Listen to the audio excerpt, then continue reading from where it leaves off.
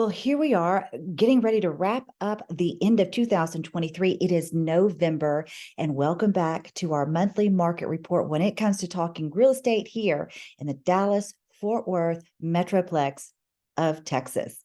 And if you are tuning in and thinking or trying to sell your home as a home seller or thinking about buying, I want you to tune in to listen to all of this information because we got some valuable tips for our home sellers who are trying to even get buyers in the door, get offers on their home, and struggling in this market.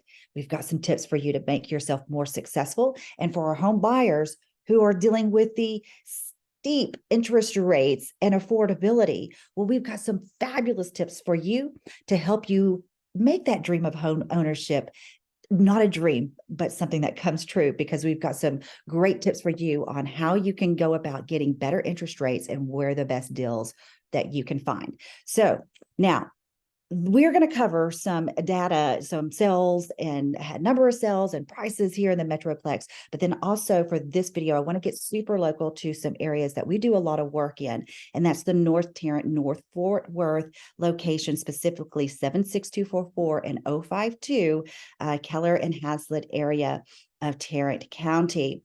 And we're going to talk a little bit about what's happening in the market with those prices, what's happening with sales, where are we going to go? And again, how you can be the best that you can be. By the way, I am Callie Ritchie, your broker and owner over at Ritchie Realty. And if you're watching this, make sure you are subscribing so that you can be up to date with all the content that we put out to help you become the very best when it comes to buying, selling, or investing. Now, without further ado, let's get this show on the road. So home prices and sales, what's happening here, starting with the four major counties: Tarrant, Dallas, Denton, and Collin. Now, last year, the median sales price for all those counties was $409,000. This year, we've come down $4,000, not a significant change. And this is just year to date. So we've still got another 45 days or so in the market. So this could change slightly. But what we're standing at right now is $405,000, less than a 1% change from last year. Now, what about our sales? So 2022, we had over 100,000 home sales, and this is just the pre-owned existing home sales. This is not taking into consideration new construction, because that really puts a different spin on things. And we're going to talk a little bit about that as well here pretty soon. Now, this year, my projections are by the end of December, we should be somewhere around 82,000 sales. So that is about 18, almost 19% less sales this year than where we were last year. All right, you got that? That's the Metroplex. Now let's go into 76244 North Fort Worth, Keller area. For those of you living there, last year, the median sales price in this location was $415,000. You can see that where we are this year is about $5,000 less at $410,000. Again, this is due to change as we close out the year, but might not change too significantly. Where that is about a 1.2 decrease in our median sales price for 76244. Last year, the home sales for this zip code were 1,617. This year, my projections were going to be somewhere around 1,330 sales, being a 17, almost 18% decrease in sales this year than where we were last year. Now let's go on to 76052, and the median sales price last year was $410. This year it's come down, probably more significant than some of the other areas, and there's some reasons for that. Nothing to be too concerned about, because I know it's just going to bounce right back up once the economy stabilizes. Right now it's at 390,000. That's a 5.1 decrease in the median sales price. Now let's talk about the home sales. And I know you're seeing two side-by-side numbers. This first one that I want to talk about here is going to be for the pre-owned homes. I also have on the right, these are our new construction sales. And the reason that I'm putting this into this zip code is because the Hazlitt area, if you're familiar with it, or if you're out of state and don't know much about it, it is a fast growing area. A lot of new construction is happening in this location, which kind of skews the numbers a little bit. And that's why I've separated those out for this analysis. So What we're looking at last year on pre-owned home sales was 607. My projection for this year, we're going to be somewhere around 439,000, almost a 28% decrease in pre-owned home sales. Now, there's still a lot of people moving into that location because look at where we are on the new construction sales. Now, this is just new construction sales that we can see. There's a lot of new construction sales that happen without them going on our MLS. So these numbers are going to be much less than what the actual reality is, but it does give us an idea that last year there were 645 more new construction was being bought in Hazlet last year than what it is happening this year. And again, for this year as well, we can see 619 is my projection for the end of the year, whereas last year, whereas the pre-owned home sales for this year, 439. So if you are in a location, here's the one thing that I want to say, and I think this is where we start to even see a lot of our clients who are trying to sell their homes, especially in the Hazlet area, are struggling. Not just them, but across the board, really, because people are coming to check out your beautiful home, but then they walk down the road and see a brand new home for about the same price with a ton of incentives. And that's the real truth of what our sellers today are struggling with. The biggest competition for sellers is not your neighbor's house, but it's new construction. And let me just show you some of what these new builders are putting out to buyers to get them into the door. Let's take a look at that. Look at this. Special interest rates as low as 5.5% on a fixed FHA mortgage or 6.625% on a fixed conventional mortgage. And this is just pulled in the last couple of days, guys. This is currently what is happening. Here's another one. Here's another builder who is offering what we call a 3-2-1 buy down. Now, there is a cost to a buyer to do that, but builders are offering it right off the bat. And so on a conventional loan to get in at 3.999 or 3.99% for year one, year two, it goes to 4.99, and year three and on, you're at 5.99.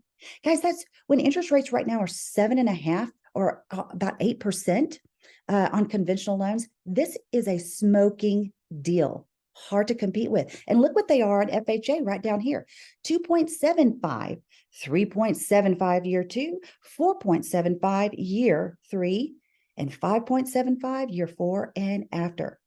That is still a smoking deal. But on top of that, here's what some others have got. Maybe even in addition to the low interest rates, they're throwing money out there, $25,000 towards your closing cost. So not only are you getting these amazing rates, but now you've even got money to apply to your closing cost. And let's just not stop there. Some of them are even throwing in the washer, the dryer, the refrigerator. This is why our sellers are feeling some pressure, because home sellers right now are not in a position of being able to compete with what these new construction builders are offering. That's our biggest thing. So let me give you some tips if you are a seller. And we have started doing a lot of this with some of our sellers who are realizing, hey, if I want to get my house sold when interest rates are 7.5%, 8%, I'm going to have to throw in some incentives. And that might look like, yes, competing and doing some of the same things with what new construction is. So here's my seller's tips. Offer closing costs or those incentives to the buyer. Bring down help them bring down the points of their interest rate to make it more affordable. Another thing is be competitive on the price, right? When the new construction is basically people are able to walk into a brand new home at the same price, maybe even cheaper than what you're selling for. It makes it very appealing. Another thing, create a sense of urgency. So if you're going to offer these incentives, if you're a home seller, here's my one recommendation: make it a sense of urgency. Incentives offered with a closing by December 31st, right? We want to make that sense of urgency that they get in and take advantage of that, because, hey, guys, after that, market may change. Those offers might be off the table come another month away. Another thing, and this is, something I often get asked about is, Callie, can we just give a carpet allowance, a flooring allowance, a paint allowance, or this or that? Not today. That market is over where you could just put your house on the market. It didn't care what it looked like to be able to sell. Those days are over. You've got to compete with all the other inventory that's on the market, your neighbor's house, and the model homes that these buyers are walking into. So make it look like a model home, staging, all those things are going to come into big play when you're putting your house on the market. My last fifth tip is, hey, accept all the showings and just do some open houses. When we've been seeing that, with the market is slow and trying to get buyers through the door, I know it's a struggle, especially if you're working from home, to be able to show your house, but please do not turn down showings. They are going to be very slow right now, but make sure that if there is a showing request, you treat it like gold, like just make it happen. And if there's some open house, if your realtor is able to come in and get some open houses in, we've had a lot of success. Yes, we've had some failures at some that people don't show up in, but my philosophy is the more that we can open it up and get some buyers through the door, that's what it takes. And we're still selling homes through our open houses. So keep that in mind. Don't stop at those. So let's talk about our buyers. As I told you, I've got some seller tips, right? Because we work with sellers and we work with buyers. So let's talk about buyer tips in this market who are struggling with these interest rates and trying to afford a home, trying to decide, is this going to be a time to buy, or should I wait and hold out till rates come down? We hear a lot of that.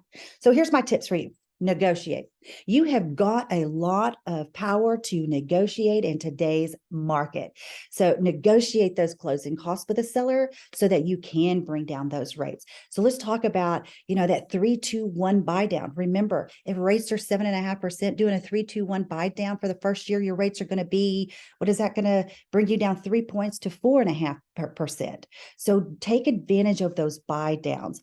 The goal on that 3-2-1 buy down is that hopefully in the next year or two, when rates do come in, because I know this is a fluctuable, your rate's going to increase over the years, but once rates come down, you lock and load, refinance and lock and load and fix that interest rate when they come down to like 5.5% or something.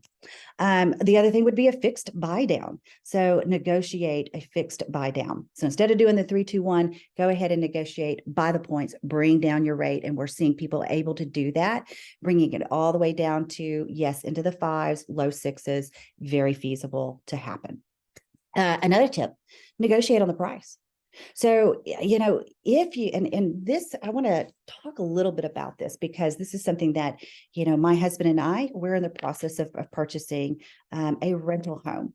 And we had the option to apply $25,000 to our closing cost, buy down points with it, or bring down the cost of the home. Well, in our position, bringing down the closing cost to 6.5%, we didn't feel like that was going to be the best use of that money as opposed to applying it to the purchase price. So negotiate on the price. If you do not need the funds to bring down the rate, go ahead and apply it to the cost of the house and then refinance next year when rates come down to 5.5%. Or whenever that happens, if you can afford to do that. I know some people need to apply those incentives to their closing costs so that they can afford the monthly mortgage payment. So 2 ways you could look at it: negotiate to bring down the cost of the monthly mortgage so that you can afford to get in a home, have the home, the dream of home ownership come real, or negotiate the price. A third thing to consider is, like what we were talking about, is that new construction inventory of homes.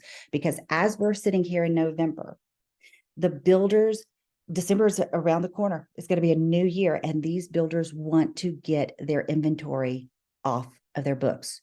So they are willing, dealing, and giving you some great deals that are out there. So if that is the case, now I do want to say, stay tuned to some other things that we've got, because I am going to be sharing some of our deals that we have on our inventory homes, and also a list that we have started to create and put together for those that are thinking about buying and want new construction. we've got a list of those homes too that are offering the very best deals. So thanks for tuning in. Make sure you're commenting, liking, subscribing. We want to hear from you. If there's something in particular you're wanting to know more about, please let us know. We'll get that over to you. Until next time, have a happy Thanksgiving.